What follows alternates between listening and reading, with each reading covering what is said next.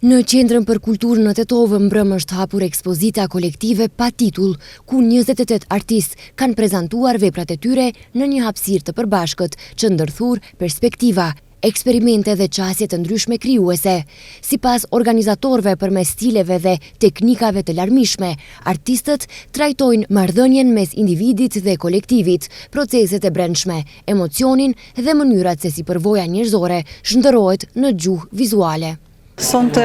festat e nëntorit në Qendrën për Kulturë, i fillojmë me ekspozitën kolektive, e cila mbahet këtu në pjesën hyrëse të Qendrës për Kulturë, ku marrin pjesë diku 28 artistë të zhanreve të ndryshme dhe na kanë sjellë veprat e tyre të cilat ne duhet t'i komentojmë dhe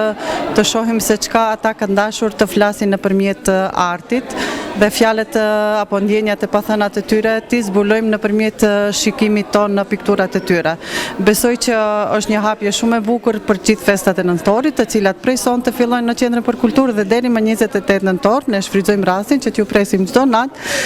pasi që Qendra për Kulturë ka se çka t'ju ofrojë në këto festa të nëntorit. Kjo ekspozitë kolektive organizohet nga Qendra për Kulturë në Tetovë me mbështetjen e Ministrisë së Kulturës dhe Turizmit. Ekspozita afirmon rëndësinë e artit si mjet reflektimi, komunikimi dhe zhvillimi kulturor. Kjo është një ekspozitë ku 28 versione individuale krijojnë një mozaik të përbashkët të krijimtarisë bashkëkohore.